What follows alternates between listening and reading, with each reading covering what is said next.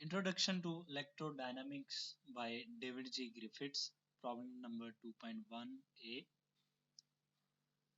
इस प्रॉब्लम में हमें 12 चार्जेस दिए गए हैं, 12 इक्वल चार्जेस मीन्स कि Q1 जो है वो इक्वल है Q2 के और ये दोनों इक्वल हैं Q3 के। सिमिलरली ये तीनों चार्जेस इक्वल हैं Q4 के and similarly up to Q12 ये सब चार्जेस जो हैं वो एक दूसरे के इक्वल हैं। तो हम जो है वो इसको एक यूनिक नेम से रिप्रेजेंट कर लेते हैं, क्योंकि ये सब आपस में इक्वल हैं तो हम कहते हैं कि ये इक्वल है Q के। अब हमें कहा गया है कि these 12 charges are situated at the corner of regular 12-sided polygon. Here the question is, what is polygon? Polygon जो है वो is a shape that have minimum 3 sides। Means के पॉलीगॉन एक ऐसी शेप होती है जिसकी कम से कम 3 साइड्स या हम कॉर्नर्स भी कह सकते हैं। जैसा कि ट्राइंगल इसकी सिंपलेस्ट फॉर्म है, क्योंकि मिनिमम का वर्ड यूज हुआ है तो कम से कम 3 साइड्स हो सकती हैं और ज्यादा से ज्यादा जितनी भी हो सकती हैं। तो ट्राइंगल एक पॉलीगॉन है। सिमिलरली रेक्टेंगल जो कि 4 साइडेड है या 4 कॉर्नर है इसके, एक पॉलीगॉन है। स्क्वायर भी पॉलीगॉन है और पैरेललोग्राम भी एक पॉलीगॉन है। हमारे केस में हमें जो पॉलीगॉन दिया गया है वो 12 साइडेड पॉलीगॉन दिया गया और हमें कहा गया है कि इस 12 साइडेड पॉलीगॉन के सेंटर में एक टेस्ट चार्ज कैपिटल Q लिया गया है और हमने ये जो हमें 12 चार्जेस दिए गए हैं हमने बताना है कि इस टेस्ट चार्ज Q के ऊपर इनका क्या इफेक्ट है। मींस कि हमने नेट फोर्स फाइंड करनी है on a test charge capital Q। तो हम लेट कर लेते हैं कि ये हमारे पास जो है वो ये जो अरेंजमेंट है ये हमारे पास जो है वो एक 12 साइडेड पॉलीगॉन है और इसके ऊपर जो चार्जेस हैं कुछ इस तरीके से पड़े हुए हैं Q1, Q2, Q3, Q4, Q5, Q6, Q7, Q8, Q9, Q10, Q11 and Q12 और इनके सेंटर में एक टेस्ट चार्ज जो है वो Q प्लेस किया गया है। प्रॉब्लम को जो है वो सिंपल बनाने के लिए, इजी बनाने के लिए मैं लेट कर लेता हूं कि ये जो मेरी ये चार्जेस की जो अरेंजमेंट है ये एक हम इनको कार्टेशियन कोऑर्डिनेट में ले जाते हैं या ये एक XY प्लेन में हमने रखी हुई है। तो ये हमारे पास x एक्सिस हो गया और ये हमारे पास जो है वो y एक्सिस हो गया। यहाँ पे हम जानते हैं कि पॉजिटिव y होता है, यहाँ पे नेगेटिव y, यहाँ पे पॉजिटिव x और यहाँ पे नेगेटिव x। तो अगर आप देखें हमें कहा गया है कि हमने नेट फोर्स फाइंड करनी है। तो हम जानते हैं कि अगर हम इस चार्ज और इस चार्ज में फोर्स फाइंड करना चाहें तो हम कूलम लॉ की हेल्प लेते हैं। तो हम जानते हैं कि the force between two charges is given as F is equal to K Q1 Q2 over R of square। और अगर हम वेक्टर फॉर्म की बात करें तो यहाँ पे हमारे पास आ जाएगा R of unit vector. Means कि इस फोर्स की जो डायरेक्शन है ये किस तरफ होगी। यहाँ पे हम जानते हैं कि K जो है वो इक्वल होता है 1/4 पाई एप्सिलॉन नॉट, लेकिन मैं 1/4 पाई एप्सिलॉन नॉट लिखने के बजाय मैं थ्रू आउट K यूज करूंगा। और Q1 हमारे पास जो है ये चार्जेस होंगे क्योंकि हमने जो है वो इनका इफेक्ट फाइंड करना है इसके ऊपर। तो Q2 को मैं लूंगा कैपिटल Q से। तो फॉर अगर हम इस चार्ज की बात करें, for charge for Q12 charge की बात करें, तो हमारे पास जो है वो कूलम फोर्स जो है इन दोनों चार्जेस के दरमियान कुछ इस तरह आएगी, F is equal to K। Q1 इस केस में हमारे पास होगा Q12 और Q12 को हमने कहा हुआ है कि ये Q है, बल्कि मैं लिख देता हूँ Q1 हमारे पास होगा Q12 के और हमने कहा हुआ है कि ये इक्वल है Q के, एंड Q2 इक्वल है हमारे पास कैपिटल Q के। तो जो कूलम फोर्स होगी वो हमारे पास होगी K Q capital Q over R square. अब बात है कि इस फोर्स की मीन्स कि ये जो चार्ज इसके ऊपर जो फोर्स लग रही है, इन दोनों के दरमियान जो फोर्स है इसकी डायरेक्शन किस तरफ होगी। तो अगर आप देखें तो इस चार्ज की वजह से इसके ऊपर जो फोर्स होगी वो टूवर्ड्स नेगेटिव वाई एक्सिस की तरफ होगी। तो यहाँ पे हमारे पास जो डायरेक्शन आएगी वो होगी माइनस वाई यूनिट वेक्टर। अगर हम बात करें Q6 चार्ज की, फॉर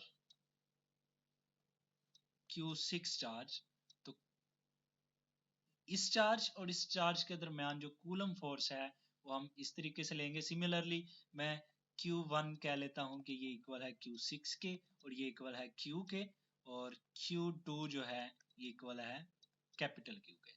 तो हमारे पास जो कूलम फोर्स बनेगी इसको मैं कह देता हूं कि ये मेरे पास F ऑफ डैश है, इक्वल होगी K Q capital Q over R of square. अब है यूनिट वेक्टर की बात। तो यूनिट वेक्टर इस केस में हमारे पास क्या होगा, इस केस में हमारे पास यूनिट वेक्टर ये होगा, इस चार्ज की वजह से इसके ऊपर जो फोर्स लग रही है उसका यूनिट वेक्टर, उसकी डायरेक्शन जो है वो कुछ इस तरीके से होगी, मीन्स के टूवर्ड वाई एक्सिस होगी। मीन्स के एक हमारे पास टूवर्ड वाई होगा और एक टूवर्ड नेगेटिव वाई। तो हमारे पास जो यूनिट वेक्टर आएगा इस फोर्स के लिए वो आएगा y ऑफ यूनिट वेक्टर। इनको नाम दे देते हैं इक्वेशंस को। ये इक्वेशन नंबर 1 है और इसको अगर हम 2 कहें तो ये इक्वेशन नंबर 3 हो जाए और ये हमारे पास इक्वेशन नंबर 4 हो जाएगी। अगर आप इक्वेशन 3 को देखो, फ्रॉम इक्वेशन 3, इक्वेशन 3 है हमारे पास F is equal to K Q capital Q over R square minus Y of unit vector.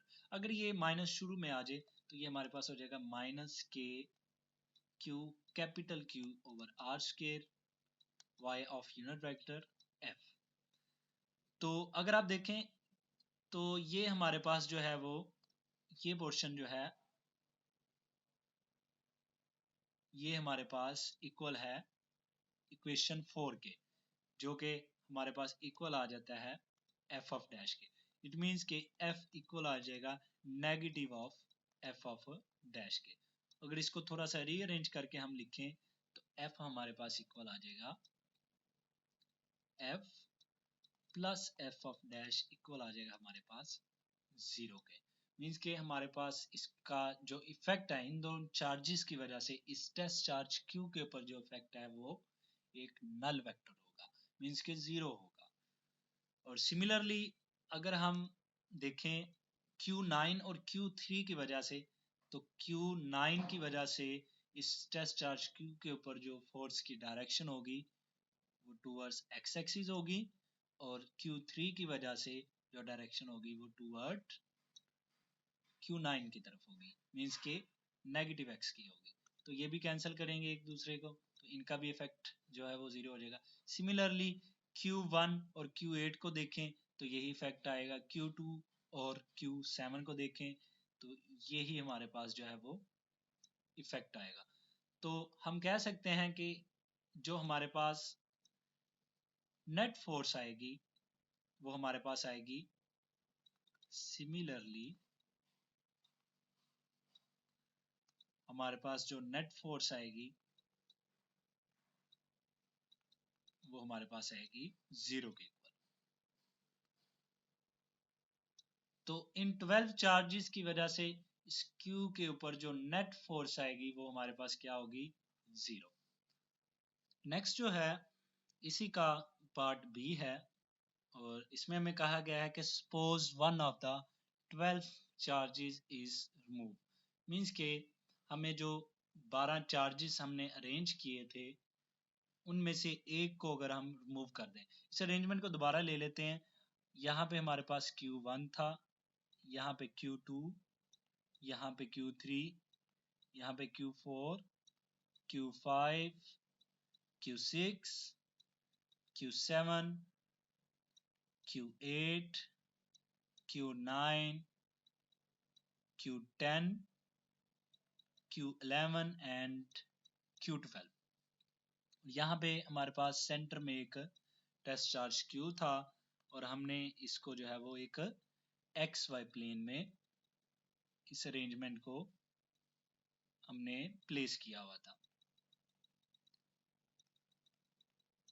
ये हमारे पास नेगेटिव X था, ये पॉजिटिव Y, ये हमारे पास नेगेटिव Y था और ये पॉजिटिव X। तो हमें कहा गया है कि अगर हम ये जो हमें 12 चार्जेस दिए गए हैं इनमें से एक को रिमूव कर दें, और हमें लोकेशन भी बताई गई है कि हमने जो चार्ज रिमूव करना है वो हमने कहाँ से रिमूव करना है, at the position of 6 o'clock। तो हमने ये जो चार्ज है इसको अगर हम रिमूव कर दें तो what will be the effect on a charge, test charge capital Q। Means के हमने जो फाइंड करना है वो हमने फाइंड करना है effect of 11 charges on test charge Q। तो इस चार्ज Q की वजह से जो कि पहले मौजूद था, अब इसके ऊपर कोई इफेक्ट नहीं होगा। मींस के प्रीवियस प्रॉब्लम में हमारे पास जो इस डायरेक्शन में हमारे पास जो फोर्स लग रही थी इस चार्ज Q की वजह से, वो हमारे पास जो है वो मौजूद ही नहीं होगी। तो इस चार्ज Q12 की वजह से इस चार्ज Q के ऊपर जो फोर्स लगेगी वो हमारे पास क्या होगी, इस डायरेक्शन में होगी।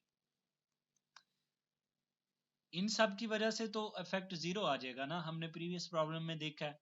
और जब हमारे पास जो है वो ये मिसिंग होगा, ये हमारे पास मिसिंग होगा, तो हमारे पास जो इफेक्ट आएगा, हमारे पास जो नेट इफेक्ट आएगा इन सब चार्जेस की वजह से, इन सब चार्जेस की वजह से तो हमारे पास जो है वो 0 हो जाएगा।